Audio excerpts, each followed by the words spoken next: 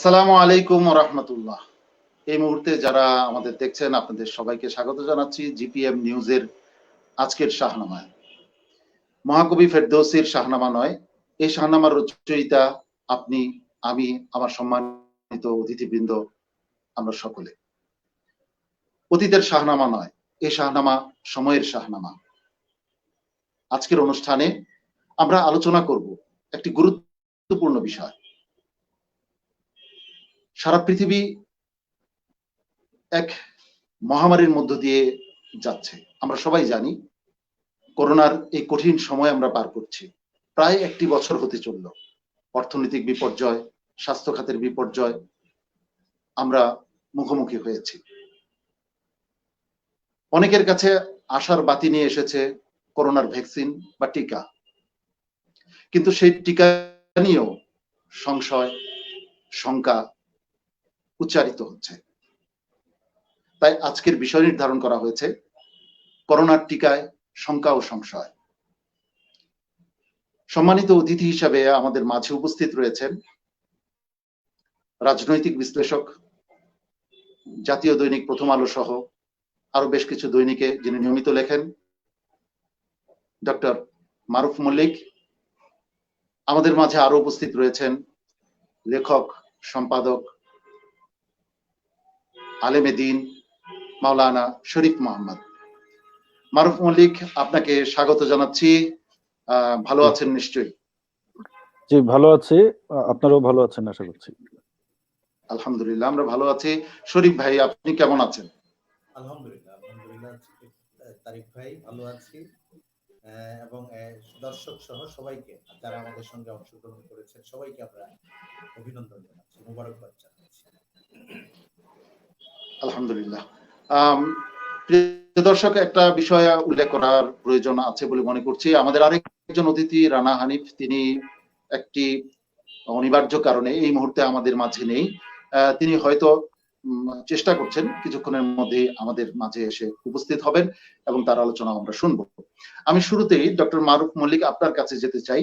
আপনি করোনার টিকা ইত্যাদি নিয়ে জাতীয় দৈনিকে বেশ কয়েকটি লেখা লিখেছেন।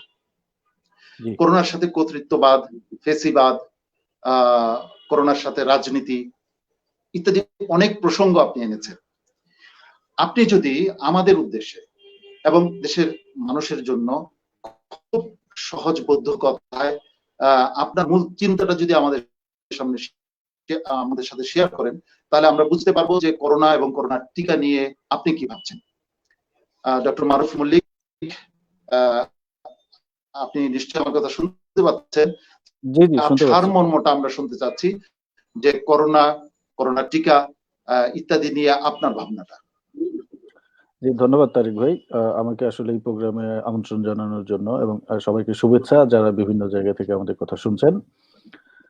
তো টিকা, করোনার যে পরিস্থিতিটা আপনি যেটা বললেন, যে আমি তো বিভিন্ন দৃষ্টিভঙ্গি থেকে করোনা নিয়ে লিখেছি। তো করোনার যদি আপনি প্রাদুর্ভাব বা মহামারীটাকে যদি একটা চিন্তা করেন যে এটা একটা স্কোপ, কিরকম একটা সুযোগ, সবার জন্য একটা সুযোগ। যে আপনি শুরুতেই বলেছেন যে কর্তৃত্ববাদ বা ফেসিবাদ, এই ধরনের শাসকরা করবে কি, করোনাকে ব্যবহার করে তাদের দম্ভ বা অহমিকা বা তাদের ক্ষমতার যে রশিটা, এটা আরো শক্ত করার চেষ্টা করবে, জনগণের উপর আরো চাপ দেওয়ার চেষ্টা করবে বিভিন্ন ভাবে। আবার পাশাপাশি এটা কিন্তু আপনাকে মানবিক হওয়ারও একটা সুযোগ, যে আপনি এই সময় পৃথিবীতে লক্ষ লক্ষ লোক মানুষ মারা যাচ্ছে, আক্রান্ত হচ্ছে। আপনি নিজেই বলেছেন যে আমরা 1 বছর ধরে বসে আছি ঘরে, অনেকটা আমাদের অর্থনীতি, আমাদের রাজনীতি, আমাদের সমাজ জীবন সব স্থবির হয়ে পড়েছে। এই জায়গায় আপনি আসলে কতটা মানবিক হবেন, আপনি পাশে যে আক্রান্ত তার প্রতি কতটা সহায়তার হাত বাড়িয়ে দিবেন ব্যক্তি হিসাবে, বা সমাজ বা রাষ্ট্র, সবার জন্য একটা বড় ধরনের সুযোগ যে এই সময় একটা মানবিক বা জনহিতকর একটা কাজে সম্পৃক্ত হওয়ার। তো এইখানে হচ্ছে যে এই করোনার এই বিষয়টাকে ঘিরে যে যার মতো সুযোগ নেবে এবং আমরা যেটা মানে বলি যে প্রফিট ম্যাক্সিমাইজ করার চেষ্টা করবে, মানে সর্বোচ্চ সুবিধা নেওয়ার চেষ্টা করবে। তো আমি আমার ওই লেখাগুলিতে ব্যাখ্যা করেছি যে এই সময় ধরেন যে যারা একটু ফেসিস্ট বা কর্তৃত্ববাদী শাসক, আপনারা তো যুক্তরাষ্ট্রে দেখেছেন ডোনাল্ড ট্রাম্প, উনি কিন্তু শুরুর থেকে বিষয়টা এই চীন দায়ী বা ওই দায়ী সেই দায়ী বলে উনি উনার নিজের দায়িত্ব এড়ানোর চেষ্টা করেছেন এবং তার ফলাফল কি হয়েছে আমরা যুক্তরাষ্ট্রে দেখতে পাচ্ছি। সেখানে তো ভয়াবহভাবে ছড়িয়ে পড়েছে। এমন না যে আপনার উনি উদ্যোগ নিলে হতো না, হয়তোবা হতে পারতো, কিন্তু কি একটা চেষ্টা করে দেখা যেত। কিন্তু আমরা কিন্তু যুক্তরাষ্ট্রের পক্ষ থেকে সেই ধরনের সক্রিয় কোনো চেষ্টা দেখিনি। আর যুক্তরাষ্ট্রের চেষ্টাটা গুরুত্বপূর্ণ কেন? এখনো পর্যন্ত বিশ্ব রাজনীতিতে যুক্তরাষ্ট্র গুরুত্বপূর্ণ একটা ভূমিকা রাখে। যুক্তরাষ্ট্র বা যুক্তরাষ্ট্রের প্রেসিডেন্ট যখন একটা কথা বলবেন তখন অনেক দেশের অনেক রাষ্ট্রই বা অনেক দেশের রাষ্ট্রপ্রধান বা সরকার প্রধানরা সেই কথাটা গুরুত্ব দিয়ে বোঝার চেষ্টা করেন বা কোনো কোনো ক্ষেত্রে অনুসরণ করার চেষ্টা করেন। তো আপনি যদি দেখেন উনি এসব কথা বলার পরে ব্রাজিলে বোলসোনারো একই অবস্থা। সে কিন্তু এখনো বলে যাচ্ছে টিকা দেওয়ার দরকার নেই, টিকা লাগবে না, এবং আরো অনেক দেশে এরকম হয়েছে। পাশাপাশি আপনি যদি দেখেন আমি যেই দেশে আছি জার্মানিতে বা ইউরোপের জি অন্যান্য দেশে তারা কিন্তু বিষয়টা গুরুত্ব নিয়ে দেখেছে এবং যথাযথ পদক্ষেপ নিয়েছে। এখন হয়েছে কি, এরপরেও যে ইউরোপে আক্রান্ত হচ্ছে না বা মারা যাচ্ছে না তা তো না, সেকেন্ড ওয়েভে আবার বেড়ে গিয়েছে। কিন্তু মানুষজনের মধ্যে এক ধরনের একটা স্বস্তি আছে বা বিশ্বাস আছে যে হয়তোবা আমি যদি একটু সাবধানে থাকি, আমি যদি মাস্ক ব্যবহার করি বা অন্যান্য প্রোটেক্টিভ মেজার্স গুলি অনুসরণ করি তাহলে হয়তোবা আমি আক্রান্ত হব না। বাকিটা তো পরে দেখা যাবে। এটা হচ্ছে রাজনীতির বিষয় ওভারঅল। যদি গ্লোবাল রাজনীতির প্রেক্ষিতে দেখেন যে এইটাকে ঘিরে সবাই সুবিধা নেওয়ার চেষ্টা করছে এবং টিকার রাজনীতিটা হচ্ছে বিশ্ব রাজনীতির একটা পার্ট। এখন আমরা তো অধীর আগ্রহে টিকার জন্য অপেক্ষা করছি এবং টিকা আসি করছে, অনেক দেশে টিকা দেওয়াও শুরু হয়ে গিয়েছে। একই সঙ্গে ৭টা ৮টা মনে হয় ৫টা টিকা খুব সম্ভবত আমি যতটুকু জানি বা এর কম বেশি হতে পারে এই মুহূর্তে আছে বাজারে। চীন, রাশিয়া, যুক্তরাষ্ট্র, এই যুক্তরাজ্যের টিকা আছে। এই টিকাটা না শুধু যে অন্য 10টা ওষুধের মতো কিন্তু ব্যবহৃত হবে না। এই টিকাটা দিয়েও আপনার রাজনৈতিক আধিপত্য বিস্তারের একটা খেলা হবে। কারণ এখন সবারই টিকা দরকার, জরুরি ভিত্তিতে টিকা দরকার। তো আপনি যখন আপনার দেশে টিকা থাকবে বা টিকা আবিষ্কার করবেন তখন আরেকটা দেশকে আপনি যখন টিকা দিতে যাবেন তখন কিন্তু দর কষাকষি করবেন যে আমি তোমাকে টিকা দেব, তুমি বিনিময়ে আমাকে এই সুবিধা দিবা। কি সুবিধা সেটা নেগোসিয়েশনসে হবে। তো এইরকম কিন্তু একটা রাজনৈতিক আপনার আহ খেলা হবে টিকা নিয়ে। টিকা জাতীয়তাবাদ আমরা যেটা বলছি যে আপনার ফাইজারের টিকা ইউরোপের অনেক দেশ ধরেন প্রি অর্ডার দিয়েছে। যুক্তরাজ্য যেটা অক্সফোর্ডে যেটা টিকা বের হবে, যুক্তরাজ্য অনেক টিকা প্রি অর্ডার দিয়ে রেখেছে। মডার্নার টিকা বা স্পুতনিকের টিকা যেটা রাশিয়ার, চীনের যেটা আছে, এটা হচ্ছে যে আপনাকে দেয়ার বেলায় এক জি ধরনের একটা ইয়ে করবে, আপনাকে দর কষাকষি করবে, পাশাপাশি প্রভাবিত করার চেষ্টা করবে যে আমার টিকাটাই সেরা। আপনি দেখবেন বিভিন্ন দেশের রাষ্ট্রপ্রধান বা রাজনৈতিক ব্যক্তিত্বরা টিকা নিচ্ছে প্রকাশ্যে এবং দেখাচ্ছে যে আমি টিকাটা নিয়েছি। কেন? এটা জনমনে এক ধরনের জি ধারণা তৈরি করার চেষ্টা করছে যে এই টিকাটা নিরাপদ, নিলে কোনো ক্ষতি হবে না, তোমরা টিকাটা নাও। তো যখনই আপনি উনার কথায় আশ্বস্ত হয়ে সেই টিকাটার জন্য নিতে যাবেন তখনই কিন্তু দর কষাকষি শুরু হবে। তো আমি মনে করি যে এটা একটা নেহায়েতি একটা অসুখ এবং সেই অসুখের নিরাময় হিসাবে টিকা দেওয়া হচ্ছে না। এর সঙ্গে বিশ্ব রাজনীতি, অর্থনীতির একটা বিশাল যোগাযোগ আছে এবং এখন যে টিকা নিয়ে রাজনীতি হচ্ছে, দর কষাকষি হচ্ছে, এ ওর কাছ থেকে নিবে, সে তার কাছ থেকে নিবে না, যে কথাবার্তা হচ্ছে, এটা কিন্তু ওই রাজনীতিরই প্রতিফলন। জি তো এটুকুই বলি, পরে আবার ডক্টর মারুফ মল্লিক, আপনার কাছে একটা প্রশ্ন। জি। আপনি কি অ্যান্টিভাইরাস ব্যবহার করেন কম্পিউটারে? না, আমি নিশ্চয়ই করেন। অ্যান্টিভাইরাস ব্যবহার করি না। আপনি হয় অ্যাপেলের বা অন্য কোনো মানে আমাদের বাজারে অ্যাপেলের, জি জি অ্যান্টিভাইরাস জি আছে। জি এই ভাইরাস এটা কিন্তু মানে আমরা শুনেছি এমন আলোচনায়ও আছে যে অ্যান্টিভাইরাস বিক্রির জন্য ভাইরাস ছাড়া হয়। হ্যাঁ হ্যাঁ হ্যাঁ। আপনি যে টিকা নিয়ে ব্যবসার কথা বললেন, আমি হুম। একটু বলতে পারি যে তাহলে কি আমরা এটাও ভাবতে পারি, এটা আমাদের একটা চিন্তার জায়গায় রাখতে পারি কিনা যে টিকা নিয়ে রাজনীতি বা ব্যবসা করার জন্যই করোনা নামক এই মহামারীর মুখোমুখি আমরা সারা বিশ্ববাসী হয়েছি। এই প্রশ্নটা নিয়ে আপনার সাথে আবার আলাপ করবো ইনশাল্লাহ। এই পর্যায়ে আমি শরীফ মোহাম্মদ আপনাকে আপনার সাথে আলোচনা করতে যাচ্ছি। শরীফ মোহাম্মদ ভাই, আপনি নিশ্চয়ই আলোচনা শুনেছেন। আমাদের অত্যন্ত বিদগ্ধ লেখক ডক্টর মারুফ মল্লিক তিনি আলোচনা করেছেন। আপনার দৃষ্টিভঙ্গি জানতে চাচ্ছি করোনা এবং করোনার টিকা এবং ইত্যাকার অন্যান্য বিষয়াদি নিয়ে আপনার দৃষ্টিভঙ্গিটা আমরা একটু শুনতে চাই। ধন্যবাদ শাহ ইফতেখার তারিক ভাই, ডক্টর মারুফ মল্লিক ভাই, জিপিএম নিউজ এবং আমাদের দর্শক শ্রোতা এই প্রোগ্রামটাকে যারা দেশে এবং দেশের বাইরে বিভিন্ন জায়গা থেকে দেখছেন। মারুফ মল্লিক ভাই সূচনামূলক বক্তব্যে জরুরি এবং প্রাসঙ্গিক বা দরকারি কথাগুলো বলেছেন। আমি এই কথার সঙ্গে সংযোজন করে আমাদের প্রেক্ষাপটে, বাংলাদেশের তো দেশের প্রেক্ষাপট থেকে যদি আমি কথা বলি, তাহলে আমি বলবো যে প্রভাবশালী দেশগুলো বা সাম্রাজ্যবাদী রাষ্ট্রগুলো যারা প্রযুক্তিতে অগ্রসর এবং অন্য অনেক জায়গা থেকে পৃথিবীর কথিত অগ্রসর রাষ্ট্রগুলো, তারা তাদের সাম্রাজ্য বিস্তারের চিন্তা থেকে অনেক রকমের ভাবনা তারা ভাববে, তারা তাদের প্রোগ্রাম নেবে এবং টিকা সাম্রাজ্যবাদ, টিকা কূটনীতি টিকার সঙ্গে যুক্ত করে বা ভ্যাকসিনের সঙ্গে যুক্ত করে এখন এরকম অনেকগুলো টার্ম তৈরি হবে, এটা আমার কাছে মনে হচ্ছে। টিকা কলহ, টিকা দ্বন্দ্ব, টিকা ঠান্ডা যুদ্ধ, এরকম অনেক শব্দ সামনে তৈরি হতে পারে আমার কাছে মনে হচ্ছে। কারণ টিকা যুগটা শুরু হয়েছে আমাদের এই দীর্ঘ মহামারীর পরে। ফররুখের কবিতার ভাষায় যদি বলি যে রাত পোহাবার কত দেরি পাঞ্জেরি, অসুস্থতা অথবা মহামারীর একটা প্রান্তে এসে বা একটা চলমান অবস্থায় এসে একটা সম্ভাবনা, যেটা আপনি বলেছেন, স্বাভাবিক চিকিৎসার মধ্য দিয়ে, টিকা নেওয়ার মধ্য দিয়ে। টিকা তো আসলে একটা প্রাক প্রস্তুতি, যেন অসুস্থতায় একজন মানুষ আক্রান্ত না হয় বা একটা জাতি, একটা দেশ, পৃথিবী বাঁচার চেষ্টাটা করতে পারে, তার একটা চিকিৎসা পদ্ধতিগত একটা অবলম্বন। টিকা নিয়ে কথা অনেক, ছোট্ট ছোট্ট কথা অনেক আমাদের। আমি আমাদের দেশ থেকে বলবো যে আমাদের কূটনীতি যেটা হওয়া দরকার ছিল বা আমাদের কৌশল যেটা হওয়া দরকার ছিল আমাদের দেশগুলোতে, আমি আমাদের দেশ, আমার বাংলাদেশ নিয়ে আমি কথা বলবো।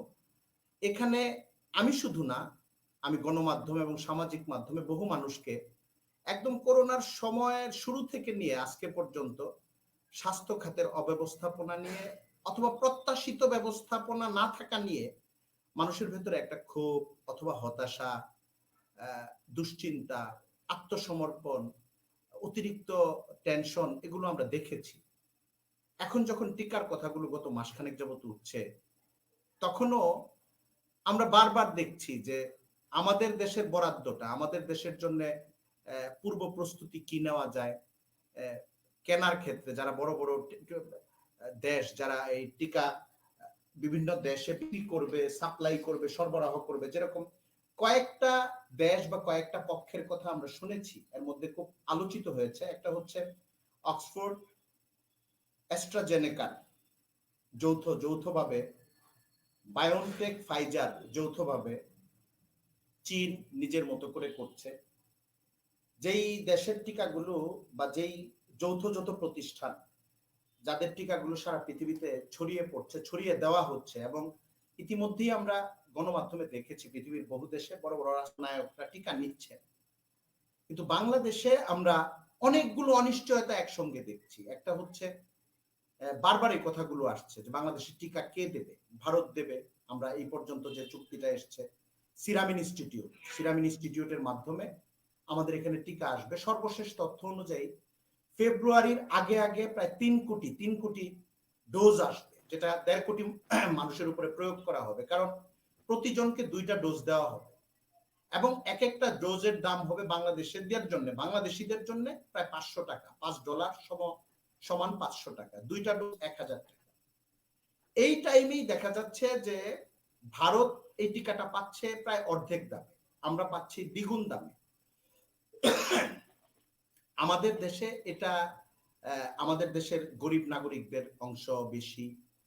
এখানকার জন্য এই ধরনের ব্যবস্থাপনাগত বা সিদ্ধান্তগত দুর্বলতার কারণে আর্থিক এই মূল্য বা চড়া মূল্যের একটা জায়গার মধ্যে যাওয়া, এটা আমার কাছে মনে হয়েছে এই জায়গাটা থেকে আমাদের মুক্ত থাকা দরকার ছিল। আরেকটা দিক হলো যে টিকার মধ্যস্থতার ক্ষেত্রে আমরা ভারতকে বেছে নিয়েছি, যেখানে ভারতের সিরাম ইনস্টিটিউট অক্সফোর্ডের সঙ্গে এটার জন্য চুক্তি করছে। তো আমাদের অবস্থানটা আরো অগ্রসর হতে পারত। আমরা বার্গেনিং এর জন্য, যোগাযোগের জন্য যারা টিকাটা বানাচ্ছেন, উৎপাদন করছেন, ট্রায়াল দিচ্ছেন এবং সরাসরি বাজারজাত করছেন, একদম মূল প্রতিষ্ঠানের সঙ্গে আমাদের লেনদেন হতে পারতো। এটা 2 নাম্বার, এটা হয় নাই। 3 নাম্বার হলো যখন গত 4-5 দিন আগে বা সপ্তাহখানেক আগে এই কথাগুলো প্রথম আসলো যে সিরাম ইনস্টিটিউট বাংলাদেশে টিকা এখনই দিচ্ছে না। আপনি লক্ষ্য করে থাকবেন ওই একদিন 24 ঘন্টা বা 48 ঘন্টায় কয়েক রকমের খবর তৈরি হলো। একটা খবর হচ্ছে ভারত এখন টিকা বাংলাদেশকে দেবে না, আরেকটা খবর হচ্ছে টিকা এখন দেবে, পরিমাণ কম দেবে, আরেকটা খবর হচ্ছে এটা ভারতের সিরাম ইনস্টিটিউটের সঙ্গে ভারত সরকারের সঙ্গে বাংলাদেশ সরকারের একটা চুক্তি। আবার বলা হচ্ছে যে না, এটা ভারত সরকারের সঙ্গে বা সিরাম ইনস্টিটিউটের সঙ্গে বাংলাদেশের বেক্সিমকো নামক একটা কোম্পানির বেসরকারি পর্যায়ের চুক্তি, বেক্সিমকোর সঙ্গে সরকারের চুক্তি। এই কথাগুলো এজন্য বলছি যে এখানে হাত অনেক বেড়ে যাচ্ছে, মধ্যস্থতা অনেক বেড়ে যাচ্ছে, এবং আমরা দেখছি যে মূল্য বাড়ছে। আপনি আজকে যে বর্ণনাটা এসে আপনি আধা ঘন্টা আগে বিবিসি, আধা ঘন্টা বা 40 মিনিট আগে বা 1 ঘন্টা আগে বিবিসি বাংলা যে রিপোর্টটা আপ করেছে সেখানে দেখানো হয়েছে যে বাংলাদেশে যেই টিকাটা $4 লাগবে সেখানে পরিবহন খাত বাবদ বেক্সিমকোকে সরকারের পক্ষ থেকে আরো $1 দিতে হবে। আমার একটা দুঃখের জায়গা হলো বাংলাদেশে যারা এখন বড় বড় শিল্পপতি বা শিল্প গ্রুপ যেরকম বেক্সিমকো, সুনাম বদনাম অনেক আছে, আমি হয়তো সবকিছুর মধ্যে এখন একসঙ্গে ঢুকলাম না।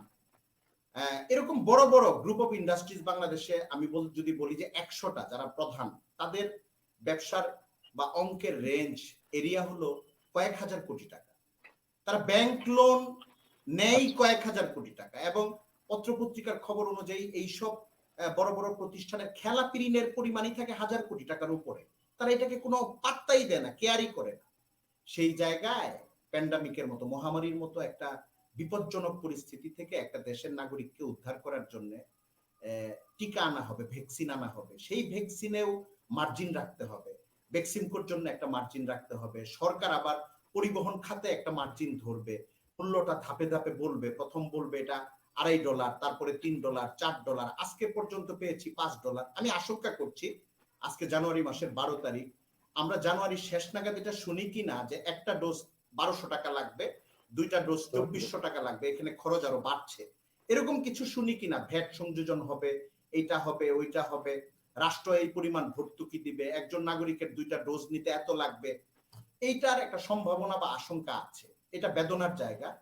টিকার জায়গাগুলোতে যারা সাম্রাজ্যবাদী শক্তি, তারা কি কি সাম্রাজ্যবাদী প্রয়াস নেবে, মারুফ ভাই বলছেন, আমাদের আলোচনায় হয়তো সামনে আরো আসবে, তারা কি কি চেষ্টাগুলো করবে। কিন্তু আমাদের দেশের যারা অভিভাবক, রাষ্ট্রীয় অভিভাবক অথবা রাষ্ট্র যেসব বেসরকারি সেক্টরদেরকে সুযোগ দিচ্ছে এখানে কাজ করার জন্য, তাদের যে দায় দায়িত্বের জায়গাগুলো, তারা তো এই করোনার এই টিকার ক্ষেত্রে বা ভ্যাকসিনের ক্ষেত্রে যদি মনে করতো যে আমরা এখানে লাভ করব না, কয়েকশো কোটি টাকার ব্যাপারই তো, হাজার কোটি টাকা ব্যাংকের লোন আমাদের খেলাপি পড়ে থাকে, এই কয়েকশো কোটি টাকা নিয়ে আমাদের বাড়াবাড়ি করার দরকার নেই, তাহলে তাদের একটু গুডউইল হতো, একটু নাগরিক দায়িত্ব পালন করা হতো, আমার কাছে মনে হয়েছে।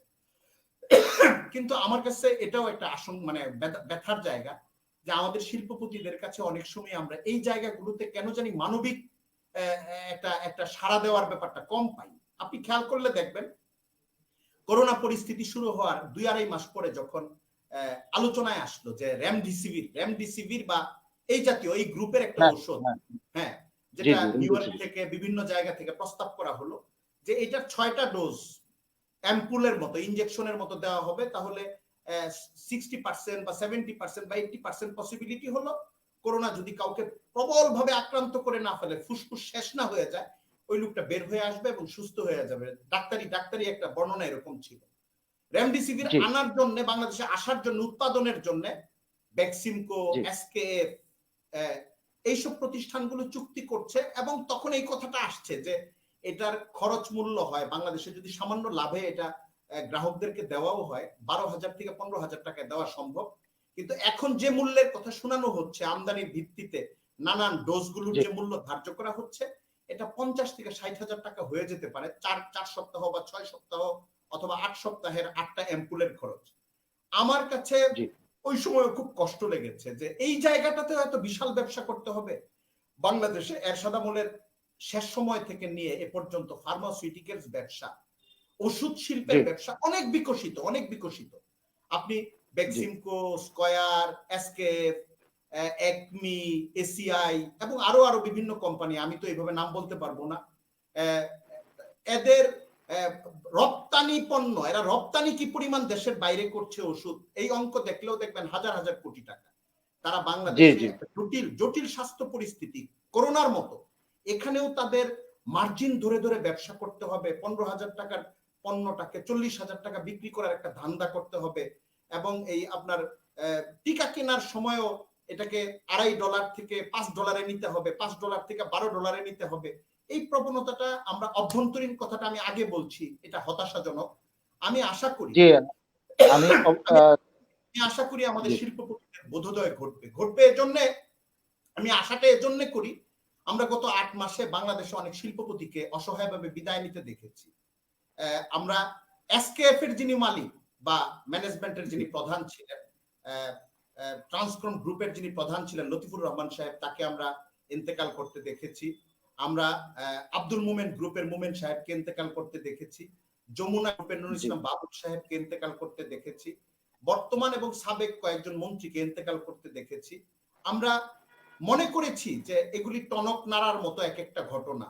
আমাদের যারা বিত্ত, আমাদের দেশের যারা বিত্ত নিজের পকেটে রাখেন, সন্দুকে রাখেন, ব্যাংকে রাখেন, তারা ব্যবসার পাশাপাশি খুব ছোট্ট মার্জিনের ব্যবসার পাশাপাশি ফার্মাসিউটিক্যালস খাতে অথবা করোনা থেকে বের হওয়ার জন্য যতগুলো খাত থাকতে পারে এই জায়গাগুলোতে তারা আরেকটু মানবিক হবেন, আরেকটু সেবক হবেন, আমরা এটা আশা করতে পারি।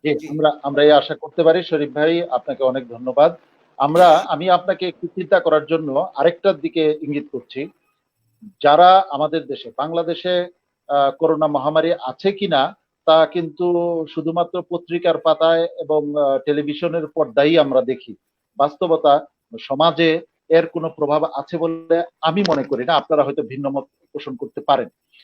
আমি হাটে ঘাটে বাজারে মানুষ যেভাবে স্বাভাবিকভাবে চলাফেরা করছে, তাতে করোনা কোথায় আছে এই নিয়ে আমার একটু প্রশ্ন হয়। হ্যাঁ, করোনা আছে কাদের কাছে?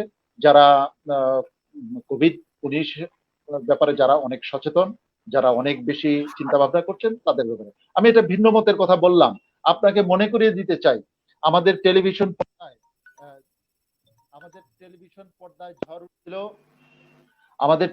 পর্দায় ঝড় উঠেছিল যে ব্রাহ্মণবাড়িয়ায় একটি মানে জানাজার নামাজ, যে দেশ করোনায় ছেয়ে যাবে, কিন্তু সেভাবে ছড়ালো না কেন? আমি এইগুলি আমার প্রশ্ন। আমি জানি না এর কি সমাধান, এর কি সদুত্তর আছে, আমার হয়তো জানা নাই। আমি আপনার কাছেও প্রশ্ন করছি না, আমার চিন্তাটা আপনার কাছে দিচ্ছি। এরপর বাংলাদেশে বড় বড় অসংখ্য প্রোগ্রাম হয়েছে, অসংখ্য অনুষ্ঠান হচ্ছে নিয়মিত, কিন্তু যারা করোনা সম্পর্কে অসচেতন তাদের মধ্যে মৃত্যু হার আমরা সেভাবে দেখতে পাচ্ছি।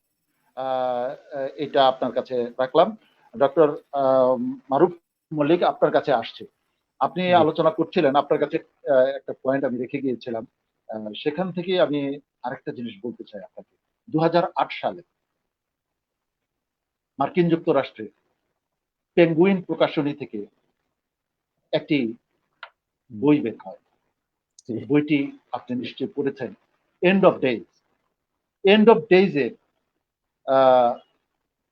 এই যে সিলভিয়া ব্রাউনির যে বইটি এন্ড অফ ডেইজ, এই বইটি হয়তো আপনি পড়েছেন। এই বইটি পেঙ্গুইন প্রকাশনীতে 2008 সালে প্রকাশিত হয়।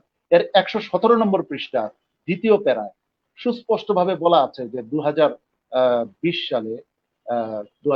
সালে একটা নিউমোনিয়ার মতো একটা অসুস্থতা ছড়িয়ে পড়বে, যে অসুস্থতা ভয়ঙ্করভাবে আক্রান্ত করবে বিশ্ববাসীকে, এবং এর বিরুদ্ধে কোনো ঔষধ কাজ করবে না। এটা কিভাবে সম্ভব? এটা আমার একটা প্রশ্ন।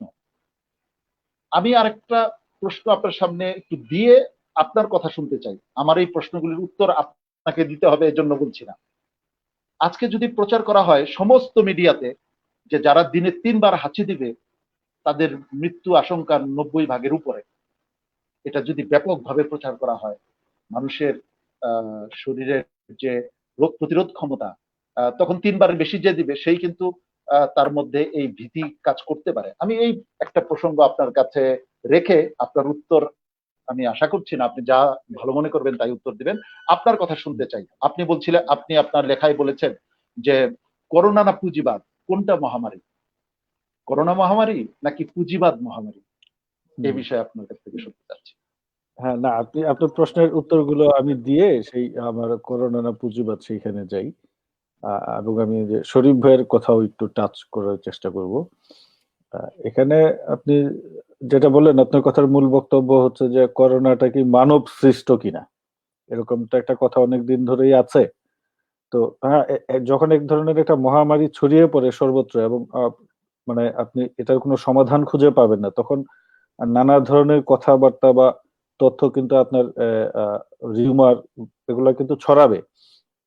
আবার আপনি যে বইয়ের কথাটা বললেন, আপনি দেখেন 2008 সালে প্রকাশিত হয়েছে যে একদম 2020 সালে এরকম একটা অসুখ হবে, আপনি তো একদম পৃষ্ঠা নাম্বার সহ উল্লেখ করে দিলেন এবং সেটা কিন্তু হচ্ছে। তো এরকম নানা ধরনের আপনার কথা বা আহ, গুজব ছড়াবে। তো এগুলার তো আসলে কোনো প্রামাণ্য দলিল আমাদের কাছে নাই। আবার ধরেন আমরা শুনি যে জীবাণু অস্ত্র গবেষণাগার আছে বিভিন্ন দেশে এবং সেখান থেকেও এগুলো ছড়িয়ে দেওয়া হতে পারে। এগুলা খুবই ধরেন একটা সিক্রেট বিষয়, আপনি তো মানে অকাট্য দলিল দিয়ে বলতে পারবেন না যে আসলে এটা মানুষ ছড়িয়ে দিয়েছে বা মানুষ জি ছড়ায় নাই। তবে আপনি যদি গত জি 20-25 বছরের একটা ধারাবাহিকতা লক্ষ্য করেন, দেখবেন ফ্লু এই এই জাতীয় রোগের কিন্তু নতুন নতুন রোগের একটা কিন্তু আমরা প্রাদুর্ভাব প্রবণতা কিছুদিন পর পরই দেখতে পাই। আপনার মনে আছে কিনা, আমাদের দেশে এক সময় হঠাৎ একটা রোগ বের হলো এই 2000 বা 2001 সালের দিকে, নিপা ভাইরাস। Nipah virus. জি অনেকটা একই রকম ফ্লু জাতীয় অসুখ এবং আমি নিজেও ওই সময় লেখালেখি করতাম। প্রথম দিকে বলা হতো অজ্ঞাত রোগ, পরে জানা জি গেল এটা নিপা ভাইরাস মালয়েশিয়া থেকে এসেছে। এরপরে কিন্তু আপনার বার্ড ফ্লু আসলো, সোয়াইন ফ্লু আসলো, বিভিন্ন জি ফ্লু এসেছে এবং ওই রকম ভাবে আহ ছড়ায় পড়েনি মহামারী আকারে। কিন্তু আমরা জি 2019 এবং 20-এ এসে দেখলাম যে এই আমাদের এখন যেটা হচ্ছে কোভিড-19, এটা একদম ম্যাসিভ আকারে ছড়িয়ে পড়েছে এবং প্রচুর মানুষ মারা যাচ্ছে। তো রাজনীতিতে তো ষড়যন্ত্র তত্ত্ব আছে এবং ষড়যন্ত্র তত্ত্বকে আপনি একদম উড়িয়ে দিতে পারবেন না। কোনো জি কোনো ষড়যন্ত্র তত্ত্বে বিশ্বাসী আলোচক বা গবেষকরা বলে থাকেন 2020 বা 21-এ যে এরকম এক ধরনের একটা মহামারী হবে, সেইটার জি একটা ফিল্ড ট্রায়াল আপনার ওই নিপা ভাইরাস বা সোয়াইন ফ্লু বা বার্ড ফ্লু আর এগুলা দিয়ে আর হয়েছে। জি এখন আপনার একটা চূড়ান্ত মানে পরীক্ষা হয়ে যাচ্ছে। এটা যেমন জি ষড়যন্ত্র তত্ত্বে আছে। আবার ধরেন ষড়যন্ত্র তত্ত্বের বাইরেও ওই যে আমি যেটা জি বলেছিলাম পুঁজিবাদ, আপনি যখন প্রকৃতি পরিবেশের উপর অতিরিক্ত চাপ প্রয়োগ করবেন এবং আপনার সবকিছুর মূল উদ্দেশ্য যখন হবে মুনাফা, মানবিকতা যখন আপনার সামনে থাকবে না, তখন জি বিপর্যয় অবশ্যম্ভাবী। সেটা জি আপনি আমার চাইতে ভালো বলতে পারবেন বা মাওলানা শরীফ ভাই ভালো বলতে পারবে। ধর্মীয় গ্রন্থগুলোতে কিন্তু বারবার মানুষকে সতর্ক করা হয়েছে। তোমরা যখন জি অতিরিক্ত বা অতিরঞ্জিত আচরণ করবা, তখন তোমাদের উপর নানা ধরনের বালা মুসিবত নেমে আসবে এবং আমি সেগুলা পাঠাবো তোমাদেরকে পরীক্ষা করার জন্য। এখন ওই পরীক্ষায় কিন্তু ধৈর্য ধারণ করতে হবে এবং আপনাকে উতরে যেতে হবে। শরীফ ভাই যেটা বললেন যে আমাদের দেশের যে বড় বড় কোম্পানিগুলো এই যে জি ধরেন মুনাফা লাভ করছে, মুনাফামুখী যে আচরণ তাদের, তা আমি শুরুতেই জি বলেছিলাম যে এই ধরনের বৈশ্বিক যে দুর্যোগ বা আঞ্চলিক দুর্যোগে আপনার কিন্তু সুযোগ থাকে। একটা সুযোগ হচ্ছে আপনি মুনাফা বড় বড় আয় করে একদম ধনাঢ্য ব্যক্তিতে পরিণত হবেন। আবার পাশাপাশি আপনার হাতে কিন্তু মানবিক হওয়ার আপনাকে কিন্তু যথেষ্ট। আহ, যথেষ্ট সুযোগ আছে এবং আমাদের দেশের ওষুধ কোম্পানিগুলো কিন্তু সেটা তারা করতে পারে। তারা কিন্তু ধরেন বিনামূল্যে বা কম পয়সা এই টিকা প্রদানের একটা ঘোষণা দিতে পারে, কারণ সারা পৃথিবীতে আমরা কিন্তু এখন একটা ভয়াবহ দুর্যোগে আছি। এখন সেটা মানব সৃষ্ট হোক আর প্রাকৃতিক হোক, দুর্যোগটা আমরা অতিক্রম করছি এবং আমাদের অনেক পরিচিত লোকজন, এই গতকাল আমাদের একজন প্রথম আলোর একজন প্রথিতযশা সাংবাদিক মিজান ভাই, উনি কোভিডে আক্রান্ত হয়ে ইন্তেকাল করেছেন, মারা গিয়েছেন। তো আমরা ওনার আত্মার মাগফিরাত কামনা করি। তো এইরকম জি দেখেন আমাদের আশেপাশের লোকজন কিন্তু অনেকেই আক্রান্ত হচ্ছে এবং মারা যাচ্ছেন। তো এইটা আমি জি মনে করি যে এখন এই সময় আমাদেরকে অর্থনীতিও টিকিয়ে রাখতে হবে, আবার মানুষজনকেও টিকিয়ে রাখতে হবে। তো সেই জায়গায় আমাদের হয়তো বা কোম্পানিগুলো ঘোষণা দিতে পারতো, আমাদের ফার্মাসিউটিক্যালস কোম্পানিগুলো, আমাদের ওষুধ কোম্পানিগুলো কিন্তু একদম যে নতুন তা না, তারা যথেষ্ট স্বাবলম্বী এবং তাদের টার্নওভার অনেক অনেক শক্তিশালী একটি শিল্প, ওষুধ শিল্প আমাদের। সেই জায়গায় কিন্তু জি তাদের কাছ থেকে একটা ঘোষণা আসতে পারতো যে আমরা ঠিক আছে, আমরা টিকা এনে বাংলাদেশের মানুষকে অর্ধেক দামে বা বিনামূল্যে প্রদান করব। বিশেষ করে ধরেন যে কিছু কিছু পেশার যারা আছে, আমরা যাদেরকে বলি ফ্রন্ট লাইনার যোদ্ধা, যে ডাক্তার বা আইন জি শৃঙ্খলা রক্ষাকারী প্রতিষ্ঠানে যারা চাকরি করেন, পুলিশ বা র্যাব যারা আছেন, যাদেরকে সবসময় পাবলিকের সঙ্গে কন্ট্যাক্টে যেতে হয়, তাদেরকে হয়তো বা বিনামূল্যে বা অল্প পয়সায় দিতে পারতেন। আর পাশাপাশি যারা দরিদ্র গরিব মানুষ আছেন আমাদের দেশে তাদেরকে দিতে পারতেন। কিন্তু যেটা আমি ওই যে বললাম যে আপনার উপরে নির্ভর করে যে আপনি আসলে কি সাহায্যকারী হবেন নাকি সেই অবস্থার সুযোগ নিবেন। আমার কাছে মুনাফা মনে করুন। হচ্ছে যে ২ টাই আছে আমাদের আমাদের এই মুহূর্তে আমাদের দেশে, আমাদের সমাজে, জি বৈশ্বিক রাজনীতিতে। তো টিকার ব্যবসা হবে। আমরা যতটুকু একটু মানবিক দৃষ্টি বা উদার দৃষ্টিভঙ্গি দিয়ে আমরা অনেক কিছু আশা করি, কিন্তু বাস্তব তো ভিন্ন। এই সুযোগ জি কেউ হাতছাড়া করতে চাইবে না। এবং শরীফ ভাই জি আরো বলেছেন যে বাংলাদেশের উচিত ছিল নিজস্ব মানে কিছু বিকল্প রাখা বা আরো আগে থেকে উদ্যোগ নেয়া। সেটা তো অবশ্যই বাংলাদেশ সরকার নিচ্ছে। হয়তোবা আমরা জানি না। সরকারের প্ল্যান বি, প্ল্যান সি আরো আছে। কিন্তু সেই জায়গায় আবার আপনাকে চিন্তা করতে হবে যে এটা একটা গ্লোবাল প্রবলেম। আপনি এককভাবে কিন্তু এর সমাধান করতে পারবেন না। একটি দেশ জি চাইলেই বলতে পারবে না যে আমি ওর কাছ থেকে ওষুধ কিনবো, ওর কাছ থেকে ওষুধ কিনবো না। বিকজ আমি আগেই বলেছি এর সঙ্গে আঞ্চলিক এবং বৈশ্বিক রাজনীতির অনেক কিছু অনেক বিষয়াদি জড়িত আছে।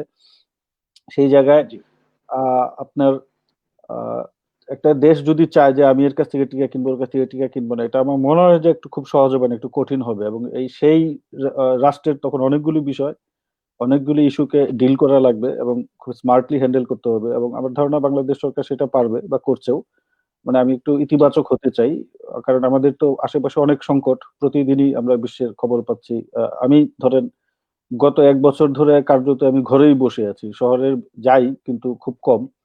তো এরকম একটা সময়ে আমাদের ইতিবাচক মানসিকতা রাখা উচিত। আমরা তো চাই যে সরকার জি ভালো করবে এবং বিশ্ব সবাই একটা মানবিক উদাহরণ রাখবে যেন আমাদের ভালো জি হয় আরকি।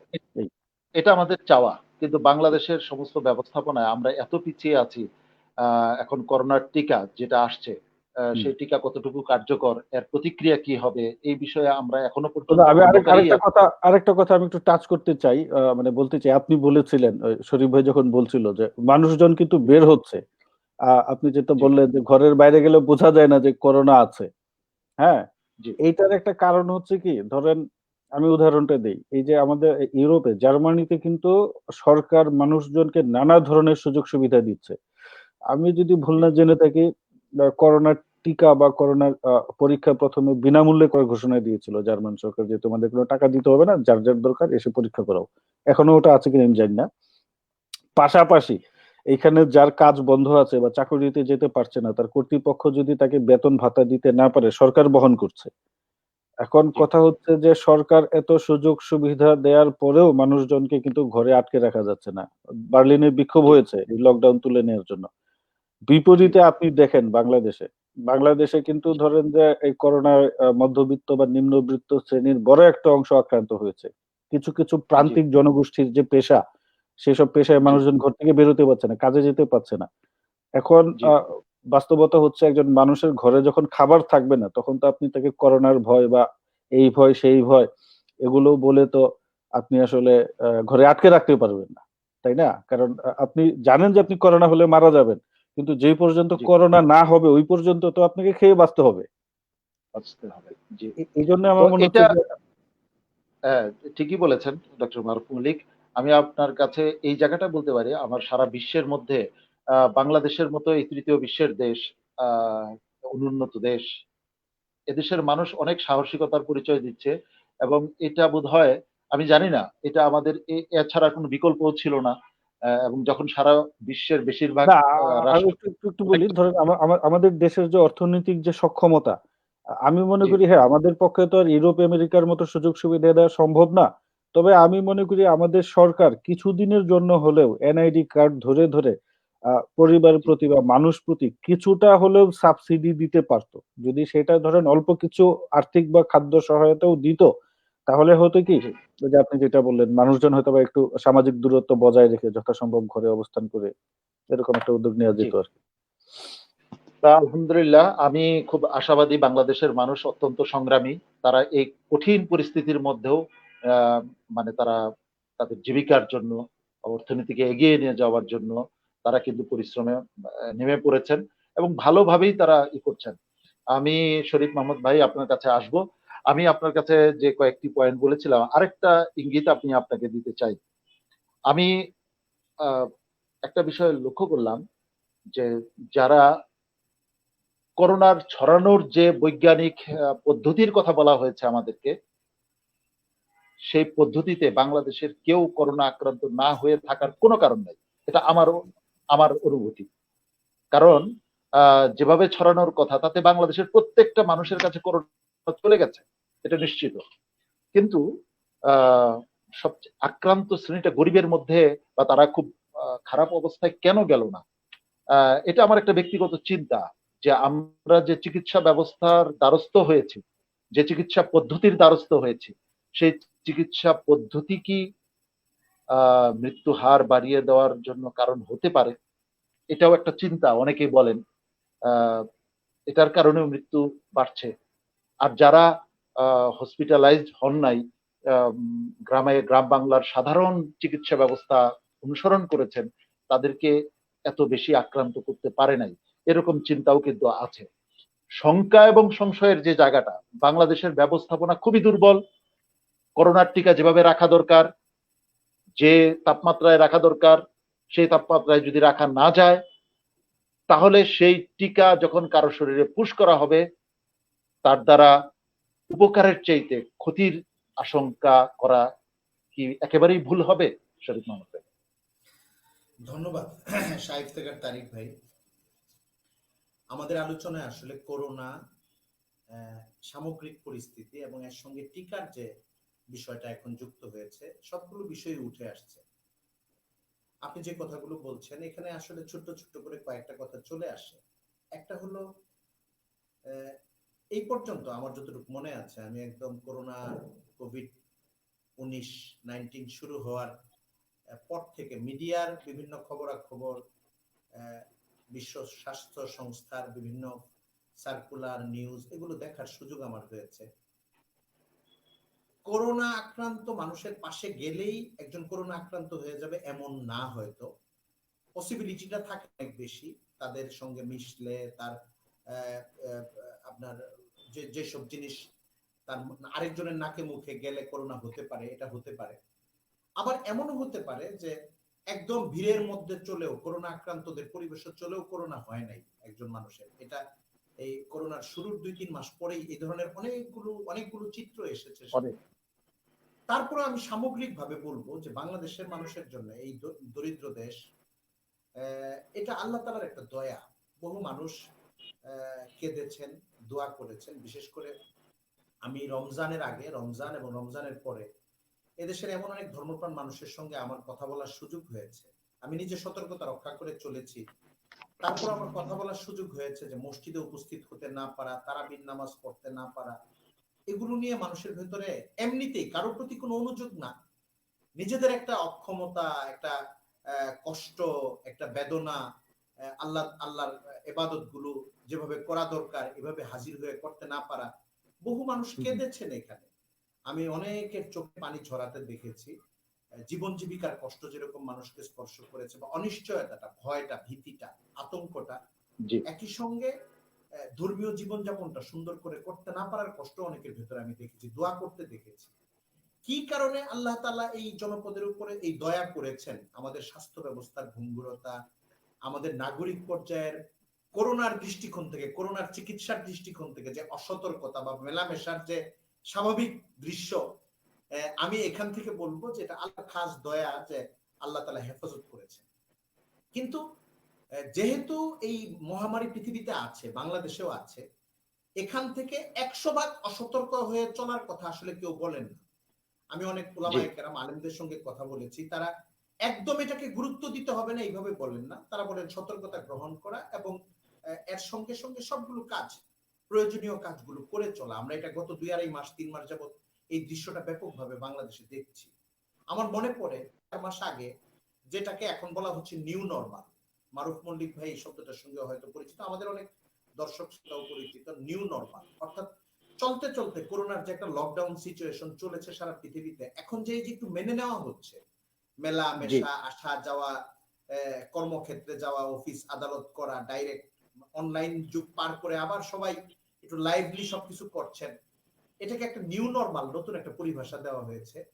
এই সময়টার ক্ষেত্রে বাংলাদেশের যে একজন বড় আলোচিত ডাক্তার ছিলেন, যিনি কিট নিয়ে কাজ করেছেন, ডাক্তার বিজন শীল, জি উনি একটা কথা বলেছেন একাধিকবার গণমাধ্যমে সাক্ষাৎকার দিয়ে। তার একটা বক্তব্য ছিল যে এই দেশে জীবন জীবিকা আটকে রাখা সম্ভব না। এটা ডাক্তার আব্দুল্লাহ বলেছেন, বাংলাদেশের একজন জি প্রখ্যাত প্রফেসর। জি জি কিন্তু মাস্ক ব্যবহার করা এবং মাস্কের বাজারি যেসব মাস্ক আছে এর বাইরে কাপড়ের তৈরি, নিজের হাতে তৈরি দুই দুই পরত বা তিন পরত কাপড়ের মাস্ক ব্যবহার করে ভিড়ের মধ্যেও যদি চলতে হয় চলা, স্বাস্থ্য সতর্কতাগুলো গ্রহণ করা আর এর সঙ্গে কাজ করে চলা। আমার কাছে আমরা যে পর্যায়ের মানুষ, আমাদের যতটুকু সুযোগ সুবিধা বাংলাদেশের মানুষের আছে অথবা নাই, এখানে এই সতর্কতা গ্রহণ করা ছাড়া অন্য কোনো রাস্তা নাই। এটাই আমাদের করতে হবে। কারণ 4-5 মাস আমাদের বন্ধ ছিল সবকিছু। দেখা গেছে যে প্যান্ডামিকের কারণে মৃত্যু হোক বা না হোক, দুর্ভিক্ষ যদি ছড়িয়ে যায়, কর্মহীনতা যদি ছড়িয়ে যায়, বিশেষ করে যেসব গার্মেন্ট সেক্টর সহ নিম্নবিত্ত মানুষের জীবন জীবিকার যেসব অবলম্বন রয়েছে, কর্মক্ষেত্র রয়েছে, একদম গ্রামের কথা ভিন্ন। গ্রামে করোনা অথবা এই মহামারী ছড়িয়ে পড়ার হারও খুব কম। আমি নাগরিক জীবনের কথা বলছি, কোটি কোটি মানুষ। তাদের আরো যদি কয়েক মাস আটকে রাখা হতো, দেশ এমনিতেই এক ধরনের দুর্ভিক্ষ এবং মানবিক সংকটের মধ্যে বাংলাদেশ চলে যেত আমার কাছে মনে হয়েছে। এই জন্য এই সতর্কতার সঙ্গেই স্বাভাবিকত্ব, এটা নিয়ে আমাদের চলতে হবে। আমার কাছে মনে হয়েছে সিদ্ধান্তটা অনেকেই এটা বুঝতে পারছে। এটা সরকারি পর্যায়ের সিদ্ধান্ত, ব্যাপারটাকে আমি এভাবে দেখতে চাই না, নাগরিকদের উপলব্ধিও অনেকটা এরকম।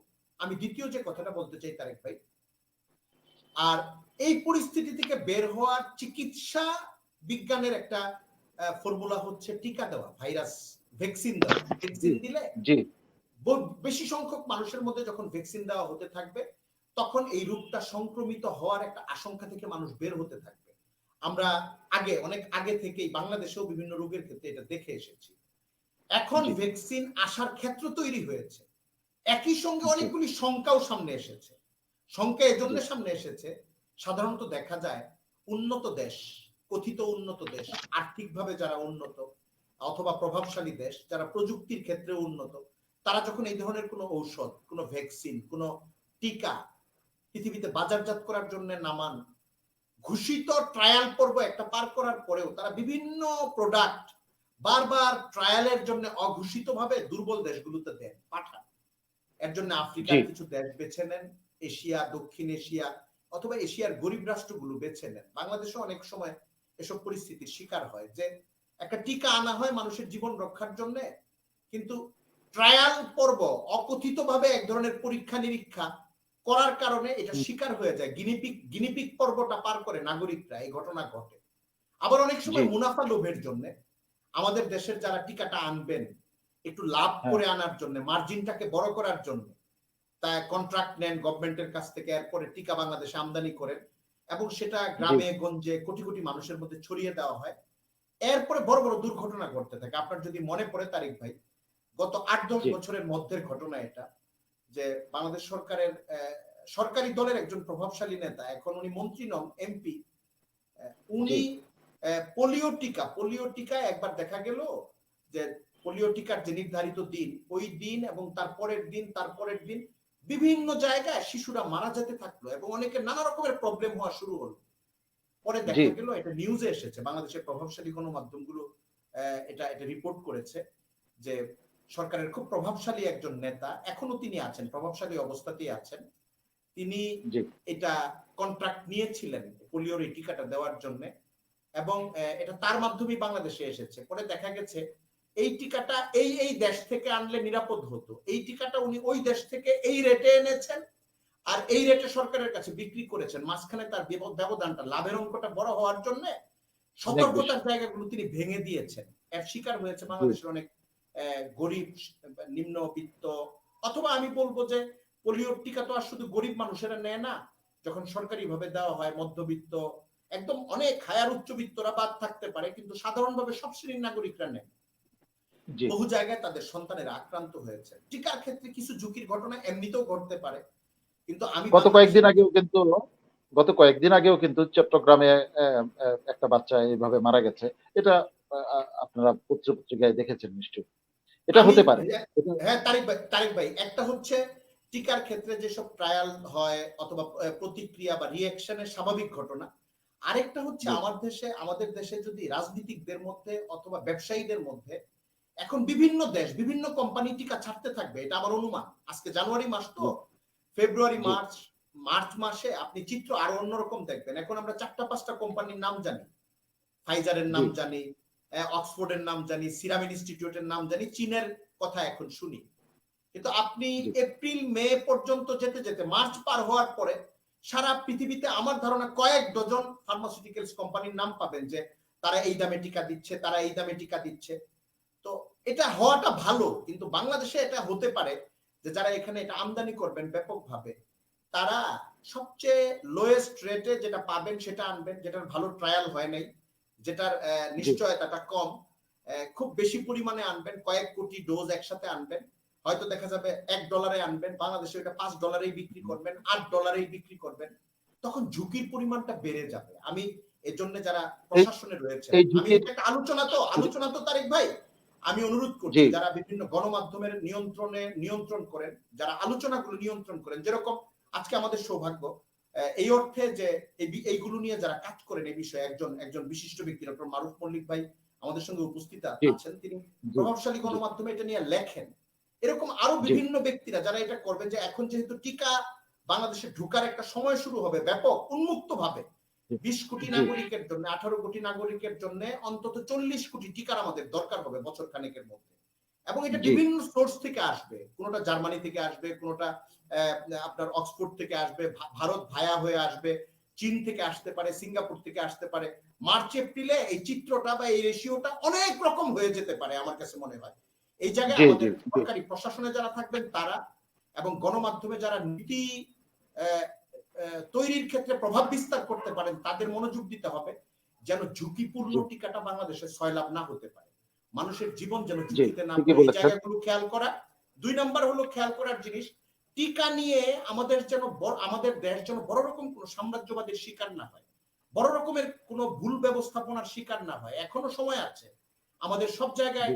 মানুষ বলে না যে সংযোগগুলো রক্ষা করা, যে চীনের সঙ্গে যে যোগাযোগটা রক্ষা করতে হবে, পৃথিবীর বড় বড় ফার্মাসিউটিক্যালস কোম্পানির সঙ্গে আমাদের ফার্মাসিউটিক্যালস কোম্পানিগুলো প্যাটেন্ট কিনে অথবা কমিশন দিয়ে তাদের সঙ্গে, এই যেটা মারুফ মল্লিক ভাইও বললেন, আমাদের এখানে উৎপাদন হতে পারে, যে এত টিকা কিনবো কিভাবে, আমরা ওই ফর্মুলায়, ওই ব্যবস্থাপনায় তাদেরকে আমরা যদি $1 অথবা $1/2 আমরা দিয়ে দেই, যে প্রতিটা টিকা থেকে আপনারা এই প্রফিটটা পাবেন, আমাদের ভ্যাকসিনকো, আমাদের এসকেএফ, আমাদের এসিআই, আমাদের স্কয়ার, এরাই যদি এটাকে উৎপাদন করে, বাংলাদেশে এই সংকটটা কেটে যাবে এবং তখন এটা আরো একটা সুন্দর জায়গায় যাবে।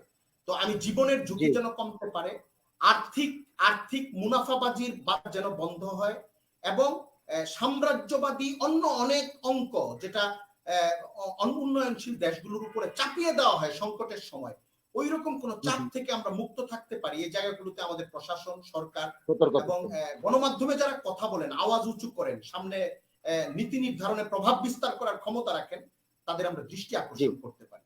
জি জি, অনেক ধন্যবাদ শরীফ মোহাম্মদ ভাই। শরীফ মোহাম্মদ ভাই, আপনার কাছে একটা প্রশ্ন, আপনি এ পর্যন্ত কয়টি টিকা দিয়েছেন? আমের টিকা বা এই জাতীয়?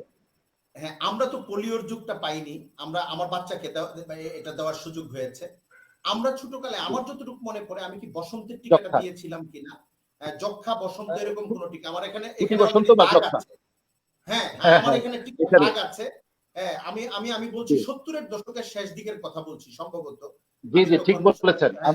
আমি ওই বলতে চাচ্ছি যে আপনি বা আমার সমবয়সী যারা আছে বা আমাদের চাইতে বেশি বয়সের যারা আছেন, তারা 1টি বা 2টি থেকে দিয়েছে। আমার সন্তানরা দিয়েছে 8টি বা 9টি টিকা, হেপাটাইটিস বি সহ 10টি টিকা, করোনার টিকা, সামনে আরেকটা আসবে। এক সময় কি আমরা 100 টিকা দিব? আমি জানি না, মানে এগুলি শুধু প্রশ্নগুলি ছুড়ে দেওয়া, আমার মূল আলোচনার গতিপথ পরিবর্তন করার জন্য এই আলোচনা না। আর এতগুলি টিকার প্রতিক্রিয়া মানব দেহ কিভাবে করবে, এই প্রশ্নটা কিন্তু সাধারণ মানুষ তুলছেন না। অনেক বিজ্ঞ মানুষ, অনেক উচ্চশিক্ষিত এবং অনেক মানে উচ্চশিক্ষিত চিকিৎসকরাও এই প্রশ্নটা ইতোমধ্যে উত্থাপন করেছেন, যদিও তাদের সেই আওয়াজ অত্যন্ত ক্ষীণ। গণমাধ্যমগুলো এবং আমি আরেকটু ডক্টর মারুফ মল্লিকের ভাষায় যদি বলি, পুঁজিবাদ নিয়ন্ত্রিত গণমাধ্যমগুলো সেই আওয়াজকে উচ্চকিত হতে দেয় না। ডক্টর মারুফ মল্লিক, আমি এই প্রসঙ্গে আপনার বক্তব্য জানতে চাচ্ছি না, আমি জানতে চাচ্ছি সর্বশেষ কথা আপনার কাছে। আমাদের রাষ্ট্রের সার্বিক অবস্থা, আহ এই অবস্থায় আমাদের মানুষ কি শঙ্কামুক্ত হতে পারে টিকার বিষয়ে? সর্বশেষ কথা আপনার কাছ থেকে শুনতে চাচ্ছি। এখন পর্যন্ত বাংলাদেশের যে পরিস্থিতি আমি দেখছি, এক ধরনের অনিশ্চয়তা কিন্তু আছে। আপনি কিন্তু আসলে যে খুব বেশি যে হতাশ হওয়ারও কিছু নেই, আবার আপনি একদম শতভাগ নিশ্চিত হতে পারবেন না। কারণ আমাদের যে স্বাস্থ্য ব্যবস্থা, কিন্তু একটা জিনিস আবার আমাদের মাথায় রাখতে হবে, আমাদের কিন্তু প্রাইমারি হেলথ কেয়ারের সিস্টেমটা খুবই ভালো। আমাদের যে টিকাদান, সম্প্রসারিত টিকাদান কর্মসূচি, এটা জি, কিন্তু পৃথিবীর ওয়ান অফ দি বেস্ট এবং সফল একটা প্রোগ্রাম। যে আপনি যেটা বলছিলেন না, আপনি বা শরীফ ভাই, যে পোলিও টিকা বা হাব, হুপিং কাশি, হ্যাঁ, ডিপথেরিয়ার যে টিকা দেয়া হয় এখন বাংলাদেশে, এইটা কিন্তু পৃথিবীর অন্যতম একটা সফল কর্মসূচি এবং এর কভারেজ হার বেশি। এখন জি, আমাদের কিন্তু অলরেডি সিস্টেমটা ডেভেলপ করা আছে। আমাদের যেটা জি, করতে হবে, যে এই টিকাদানের ক্ষেত্রে কোভিড এর টিকাদান, কোভিড না শুধু, ভবিষ্যতে আপনি যেটা বললেন আমাদেরকে একসময় 100টা টিকা দেয়া লাগতে পারে কিনা। আমিও কিন্তু বিসিজি এবং ওই যক্ষ্মা এবং গুটি বসন্তের টিকা দেয়া আছে, এবং আমিও কিন্তু যে হেপাটাইটিস বি এর টিকা একটা নিয়েছি। তো জি, আরো দেয়া লাগতে পারে কিনা আমাদের। তো এইরকম পরিস্থিতিতে আমাদের সরকারের উচিত, যে আমাদের অভিজ্ঞতা আছে, আমাদের বিশাল দক্ষ জনশক্তি আছে, আমাদের যেটা করতে হবে, রাষ্ট্রের শীর্ষ থেকে সিদ্ধান্তটা, নীতিটা তৈরি করে ওটা বাস্তবায়নটা যেন ভালোভাবে হয়, সেই দিকে সতর্ক জি, দৃষ্টি রাখতে হবে। এর জি, পাশাপাশি আমি মনে করি যে, ধরেন আরেকটা জিনিস যেটা আমাদের খুব মানুষকে আশ্বস্ত করতে পারে, যেটা হচ্ছে যে সবার জন্য টিকা, সবাইকে আশ্বস্ত করা, যে টিকা আসলে আপনি টিকা পাবেন, আর্থিক কারণে বা অন্য কারণে আপনি টিকা থেকে বঞ্চিত হবেন না। যদি আপনার অর্থনৈতিক সক্ষমতা না থাকে, তাহলে আপনি বঞ্চিত হবেন না। যেটা আমি বলেছিলাম, যে আমি জার্মানির উদাহরণটা বারবার দিই, বা অ্যাঙ্গেলা মের্কেলের এই কথাটা আমি বিভিন্ন আলোচনায় বলেছি, যে প্রথম যখন করোনা ভাইরাস ছড়িয়ে পড়লো, তখন অ্যাঙ্গেলা মের্কেল একটা কথা বলেছিলেন, যে আমরা এই মহামারীকে ভয় পাবো, কিন্তু ভয় পাবো মানে এই না যে আমরা হাত পা গুটিয়ে ঘরে বসে থাকবো এবং আমরা না খেয়ে মরে যাব। উনি বলেছিলেন যে আপনারা নিশ্চিন্তে থাকেন, আপনাদের জন্য খাদ্য নিরাপত্তা নিশ্চিত করা হয়েছে এবং আপনাদের জন্য চিকিৎসার নিরাপত্তা নিশ্চিত করা হয়েছে। তো জি, এইসব ক্ষেত্রে হয় কি, যে আপনি যেটা বলছিলেন, মনে হয় মাঝে একবার বললেন, যে 3বার হাঁচি দিলে আপনি মারা যাবেন, একটা লোককে যদি বলা হয়, তাহলে কিন্তু গণহিস্ট্রিয়া আক্রান্ত হয়ে অনেক মানুষ এমনিতেই অসুস্থ হয়ে যাবে। কিন্তু জি, আপনাকে যখন রাষ্ট্রের শীর্ষ পর্যায় থেকে বলা হবে যে আপনি ভয় পাবেন না, আপনার খাদ্য ঘরে পৌঁছে যাবে এবং আপনার চিকিৎসা পৌঁছে যাবে, তখন কিন্তু মানসিকভাবে আপনি অনেক শক্ত থাকবেন। তো গাল ভরা কথা বলা যাবে না, শুধু কথা বলতে হবে এবং সেটা বাস্তবায়নও করতে হবে। কিন্তু আমি যদি একদম বলি, বাংলাদেশে আমি আমি কিছুটা, ধরেন যে হতাশ এই অর্থে, আমাদের করোনা ব্যবস্থা নিয়ে শুরু থেকেই খুব মানে অর্থহীন কথাবার্তা বলা হয়েছে। আমাদের দায়িত্বশীল যা বলেছেন, আমরা করোনার থেকে শক্তিশালী, আমরা এই করেছি, আমরা ওই করেছি। এখন এটা বিষয়টা হয়েছে কি, এখানে কি ক্রেডিট নেওয়ার কিছু নেই। বাংলাদেশ শুধু করোনায় আক্রান্ত হচ্ছে না, বাংলাদেশে শুধু করোনায় আক্রান্ত হয়ে মানুষ মারা যাচ্ছে না, এটা সারা পৃথিবীতে মারা যাচ্ছে। এবং বিশ্বের বড় বড় শক্তিধর দেশের শাসকরা এখানে অসহায়, রাষ্ট্রনায়করা এখানে জি, অসহায়, মানুষজন অসহায়। তো বাংলাদেশে যে করোনা আক্রান্ত হচ্ছে, বা মানুষজন যে করোনায় আক্রান্ত হয়ে মারা যাচ্ছে, এটা আসলে কোনো একক ব্যক্তি বা একক রাষ্ট্রের কোনো দায় না, এটা একটা গ্লোবাল প্রবলেম। এবং সেইটাকে মাথায় রেখে বাস্তবসম্মত কথাবার্তা, সিদ্ধান্ত নিয়ে ধরেন কাজ করা উচিত। এবং এই যে আপনারা যেটা বললেন, যে শহরের থেকে গ্রামে আক্রান্ত হওয়ার তথ্য বা খবর বেশি পাওয়া যাচ্ছে না, বা গ্রামের মানুষজনের কি ইমিউনিটি পাওয়ার বেশি, কিন্তু আরেকটা জিনিস কেউ বলছে না, গ্রামের মানুষজনের কিন্তু সোশ্যাল কন্টাক্ট একটু কম। গ্রামের বাড়ি ঘরগুলো দেখবেন আপনার একটু গুচ্ছবদ্ধ, দূরে দূরে একসঙ্গে কয়েকটা বাড়ি, আবার গ্রাম, ফাঁকা মাঠ, তারপরে আবার কয়েকটা বাড়ি। এই কারণে কিন্তু আমার মনে হয় যে গ্রামের মানুষজনের মধ্যে আক্রান্ত হওয়ার হার কম। কারণ একটা গ্রামের মানুষ, সে তার খেতে কাজ করতেছে, মাঠে চাষাবাদ করতেছে, ওখান থেকে ঘরে চলে আসছে। সে হয়তো বা কদাচিৎ বাজারে যায়, বা লোকাল স্থানীয় যে মিটিং পয়েন্ট গুলিতে বা চায়ের দোকানে যায়। এখন হয়তো বা সেটাও বন্ধ করে দিয়েছে। কিন্তু আমাদের ঢাকা শহরে ডেন্সলি পপুলেটেড, এখানে তো গায়ে গা লাগানো বাড়িঘর। ধরেন আপনার বাড়ি যদি উত্তরা বা মিরপুর হয়, মতিঝিল আসতে গেলে আপনাকে বাসে চড়তে হবে, 100 মানুষ গাদাগাদি করে আছে।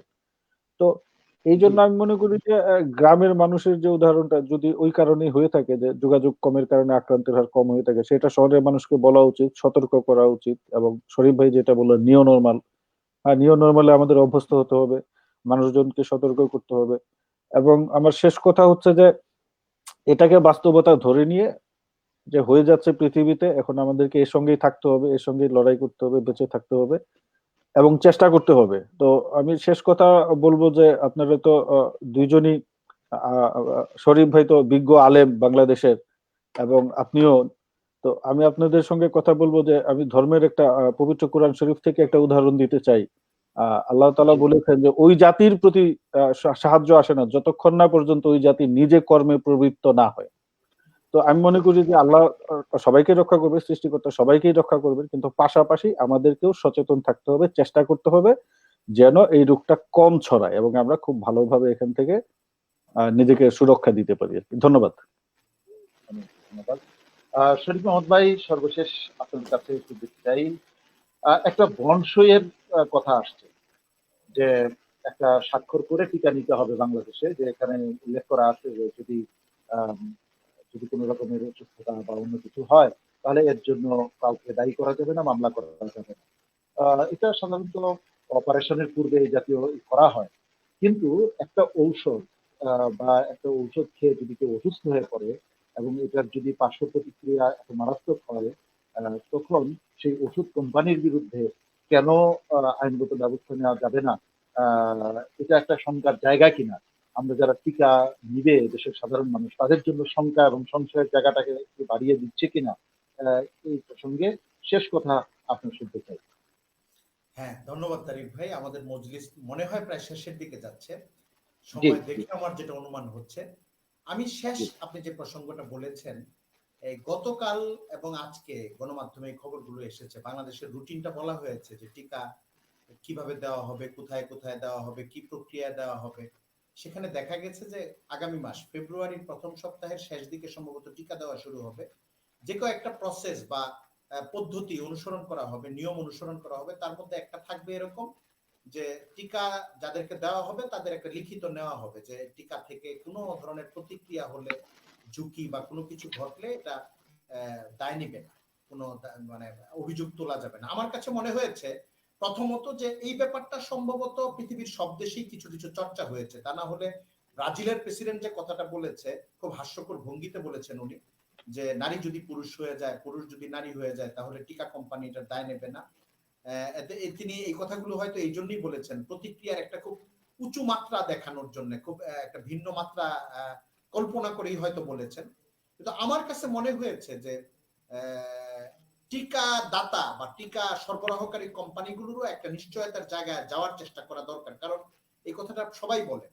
আজকেও আমি সাক্ষাৎকার করলাম তুর্কি সেই নাগরিক যিনি জার্মানিতে আছেন, মারুফ মল্লিক ভাই যে দেশে আছেন, খুব আলোচিত একজন ব্যক্তি, স্বামী স্ত্রী দম্পতি যারা টিকা উদ্ভাবনে ভূমিকা রেখেছেন এই করোনার ক্ষেত্রে। তাদের নাম উগুর জাহিন এবং ওজলেম টুরেসি।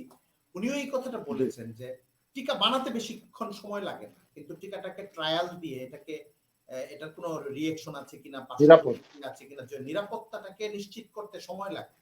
এই জন্য নতুন স্ট্রেন যেটা এখন অনেক জায়গায় আসছে, ব্রিটেনে এই কথাটা আসছে, ইউরোপের কোনো কোনো দেশ থেকেও আসছে, যে নিউ একটা স্ট্রেন যেটা করোনার শুরু হয়েছে, যে এই টিকাটা এখানে কাজ করবে কিনা। নতুন একটা আদলে করোনা আসছে যেখানে সিমটম কিছু বদলে যাচ্ছে, প্রোটিন বদলে যাচ্ছে। একটা চমৎকার কথা শরীফ ভাই, আমি একেবারে শেষ মুহূর্তে, যেহেতু আপনি একটা চমৎকার পয়েন্ট তুলেছেন যে করোনা এক এক জায়গায় এক এক আচরণ করছে, এক এক পরিবেশে এক এক আচরণ করছে, এবং করোনার টিকা যে জায়গার ভিত্তিতে করা হয়েছে অন্য জায়গায় সেটা কতখানি কার্যকর হবে, কতখানি প্রভাব বিস্তার করবে, এটা কি হিতে কার্যকর করবে না বিপরীতে কার্যকর করবে, এটাও কিন্তু প্রশ্ন আছে, এই শঙ্কার জায়গাটাও আছে। আমার কাছে ওনার কথা থেকে যেটা মনে হয়েছে, উনি যেটা বলেছেন যে স্ট্রেন যে পরিবর্তন হয়েছে, এতেও দেখা গেছে যে প্রোটিন পরিবর্তন হয়েছে মাত্র 1 থেকে 1.5%। উনি বলছেন যে এতে আগের টিকাটাই কাজ করবে, কিন্তু তারপরেও যদি এমন হয় যে স্ট্রেন চেঞ্জ হতে থাকে, বদলাতে থাকে, এবং দেশে দেশে এমন হয় যে আগের টিকাটা এখানে কার্যকর হচ্ছে না, তার বক্তব্য হলো টিকা বানানো যাবে, কিন্তু সেখানেও ট্রায়াল টাইমটা বা নিশ্চিত করা বা নিরাপত্তার পরীক্ষাটা দেওয়ার জন্য একটা সময় যাবে। তো আমি জি তারেক ভাই যে কথাটা বলতে চাই সেটা হলো যে টিকা যারা সরবরাহ করবেন এবং বাংলাদেশে যারা এটাকে অ্যাপ্লাই করবেন অথবা ব্যবসাটা করবেন আনবেন, অথবা আমি ব্যবসা শব্দটা ব্যবহার করি না, যারা আনবেন, যারা সরবরাহ করবেন, জি নাগরিকদেরকে পৌঁছে দেবেন, ব্যবসা তারা করুন, আমরা বললাম না ব্যবসায়ী, তো তাদের এটা একটা দায়িত্ব এর নিরাপত্তার দিক থেকে পূর্ণ পূর্ণ নিশ্চয়তার সঙ্গে দেখা। এবং এই জন্য জি বারবার বলা হচ্ছে যে আগে স্বাস্থ্যকর্মীদেরকে দেওয়া হবে, বিভিন্ন ব্যক্তিকে দেওয়া হবে, জনগণ লেভেলে দেওয়ার আগে পরীক্ষা তো পরীক্ষাই, কারো না কারো উপর তো পরীক্ষাটা হবেই। এই জন্য নিশ্চয়তার দিকটা বেশি দেখা, হয়তো দস্তখত লাগবে, কিন্তু এই দস্তখত জি এবং এই ভিত্তি এবং এই বন্ডিং এটার চেয়েও গুরুত্বপূর্ণ হলো নিশ্চয়তার জায়গাটায় যাওয়া। আর আরেকটা জিনিস আমার কাছে মনে হয় সেটা হলো কিছু জিনিস আগামী 2-3-4 মাস পরে হয়তো আরো পরিষ্কার হবে। আমি আলোচনার আরো একদম পরিষ্কার। শেষ দিকে তো তারিক ভাই, আমি সুযোগ নিয়ে আপনাকে বলতে চাই, আল্লাহ তাআলা আমাদের উপর এই করোনার এই সংকটকালে দয়া করুন, আমাদের আচরণ বদলানো দরকার। মারুফ মল্লিক ভাই শুরুতে একটা কথা বলেছেন, আমার কাছে কথাটা চমৎকার কথা বলেছেন। এত চমৎকার লেগেছে যে এটা একটা সুযোগ। এটা কেমন সুযোগ? এটা চতুর্মুখী সুযোগ। যারা দুর্নীতি করতে চায় তারাও পারবে, যারা সাম্রাজ্যবাদ চাপিয়ে দিতে চায় তারাও পারবে, যারা মানবিকতা করতে চায় তারাও পারবে। আমি এই শেষ কথা, যারা ইবাদত করতে চায়, হ্যাঁ, যারা ইবাদত করতে চায় তারাও এখন এখন এখন আমাদের চোখের সামনে তরতাজা মানুষ 10 দিন 15 দিন পরে চলে যাচ্ছে, হাসপাতালে গিয়ে চলে যাচ্ছে, এই দৃশ্যগুলো দেখছি। আমি কয়দিন থাকবো বা আমি এই রোগ থেকে মুক্ত থাকবো কিনা আমি জানি না। এই জন্য আমরা তওবার প্র্যাকটিসটা করি, আল্লাহর কাছে বারবার মাফ চাই, এবং মানুষের যে হক আমার কাছে আছে, পাওনা টাকা, দুরাচরণ, এগুলি আদায় করার চেষ্টা করি। আমি একটু ভালো হই, আল্লাহ বান্দা হিসাবে আমাদেরকে যেই ভালোত্বটা চান অন্তত একটু হওয়ার চেষ্টা আমরা করি। আর মানবিক হই, আমরা মানবিক হই, আমরা মানুষকে সেবা দিই। এই করোনা কালে অনেক রকম অমানবিকতার দৃশ্য যেরকম বাংলাদেশে আমরা দেখেছি, অনেক মানবিক দৃশ্যও দেখেছি, সেবার দৃশ্য দেখেছি, নতুন নতুন গ্রুপ দেখেছি আমরা, অনেক দুর্বল মানুষ যারা হয়তো আর্থিক সচ্ছলতা নাই তেমন, তাদেরকেও আমরা অনেক বড় ভূমিকা নিয়ে এগিয়ে যেতে দেখেছি। তো আমরা দেশ জুড়ে এবং সারা দুনিয়া জুড়েই আমাদের মানুষদেরকে, আমাদের ভাইদেরকে, আমাদের বোনদেরকে বলবো, চলুন আমরা আরো মানবিক হই, মানুষের সেবা করি, মানুষের সহযোগিতা করি। আর যারা আল্লাহ যাদেরকে প্রভাব দিয়েছেন আমাদের সমাজের মধ্যে, টাকা পয়সা দিয়েছেন, তাদেরকে অনুরোধ করব, যারা এইসব ক্ষেত্রে নীতি নির্ধারণ করবেন, চিকিৎসার ক্ষেত্রে প্রভাব বিস্তার করবেন, টিকা আনার ক্ষেত্রে প্রভাব রাখেন, তারাও আর একটু মানবিক হবেন। সব জায়গায় সমান হারে ব্যবসা করা, সব জায়গায় ব্যবসার চিন্তাটাকে সামনে নিয়ে যাওয়া, এটা আসলে তারা করেন না। আমার মনে হয় এখানেও দরকার নাই। তারাও কিছু সৌজন্যমূলক কাজ তো করেন বিভিন্ন সময়, কখনো স্পোর্টসে করেন, কখনো এখানে করেন, এটাই আমাদের আশা। করেন। হ্যাঁ, তো আমরা মানবিক, মানে মানুষের এই প্যান্ডামিক থেকে বেরোয়ার ক্ষেত্রে মানুষের সহযোগিতা, মানুষের প্রতি আমাদের সহযোগিতার চিত্রটা বড় করে দেখতে চাই। আর আল্লাহর কাছে অসহায় বান্দার মতো বারবার মাফ চাইতে, মাফ চাওয়ার শিক্ষাটা আমরা চাই। এই মাফ চাওয়ার মধ্যে শুধু ধর্মীয় ব্যাপার নাই, আমাদের ভালো হওয়ার একটা ব্যাপারও আছে। এই দেশের মানুষ যদি তওবা করতে থাকে, তার মানে মানুষটা পরিশুদ্ধ হইতে থাকবে। মানুষটা যদি অনুশোচনা প্রকাশ করতে থাকে, তাহলে যেই মানুষটা দুর্নীতি করতো, দুর্নীতি থেকে তার হাতটা গুটাইতে থাকবে। যে মানুষটা অপরজনকে জুলুম করতে থাকতো, সে জুলুম করা থেকে তার হাতটা গুটিয়ে নিতে থাকবে। তো এর সঙ্গে সমাজেরও উপকার জড়িত, দেশেরও উপকার জড়িত। আর আল্লাহ তাআলা আমাদের আপনাদের কথাগুলি আশা করি ধন্যবাদ তারেক যদি আমরা চর্চা করতে পারি এবং আমাদের রাষ্ট্রে যদি আমরা চর্চা করতে পারি, নিশ্চয়ই আমাদের জন্য তা কল্যাণ নিয়ে আসবে। প্রিয় দর্শক, শঙ্কা এবং সংশয়, অনেক প্রকারের শঙ্কা এবং সংশয় রয়েছে। আমাদের রাষ্ট্রীয় ব্যবস্থাপনার শঙ্কা এবং সংশয় রয়েছে, মুনাফাখোরির শঙ্কা এবং সংশয়ের কথা আলোচিত হয়েছে। আরো বিভিন্ন শঙ্কার কথা। আবার সেই শঙ্কার পাশাপাশি আশাবাদের কথাও বলেছেন সম্মানিত অতিথিবৃন্দ। শঙ্কা আরো একটি বিষয় রয়েছে। অনেক চিকিৎসক বলেন এই টিকার মাধ্যমে অটিজম সহ নানাবিধ মানসিক এবং শারীরিক রোগের প্রকোপ বাড়ছে আমাদের সমাজে। এই শঙ্কাও রয়েছে। সমস্ত শঙ্কা কাটিয়ে আমরা একটি সুন্দর সুস্থ আগামী দেখতে চাই। তার জন্য মহান রাব্বুল আলামিনের কাছে দোয়া করি। সেই সঙ্গে আমাদের যা করণীয়, আমাদেরকেও তা করতে হবে। ডক্টর মারুফ মল্লিক এবং শরীফ মোহাম্মদ, ওনাদের সাথে কণ্ঠ মিলিয়ে বলতে চাই, এই সময়ে আমাদের কাজ করার সময়, মানুষের সেবা করার সময়। আসুন প্রিয় দর্শক, আমরা এই সময়টিকে মুনাফাখুরির জন্য ব্যবহার না করে, সাহেব সাবরিনা না হয়ে আমরা প্রকৃত মানুষ হই। শঙ্কা এবং সংশয়কে উড়িয়ে আমরা একটা সুন্দর আগামীর দিকে হেঁটে যাই। আপনাদের সবাইকে ধন্যবাদ। সম্মানিত অতিথিদ্বয়কে মোবারকবাদ জানাচ্ছি। প্রিয় দর্শক, আপনাদেরও ধন্যবাদ জানাচ্ছি।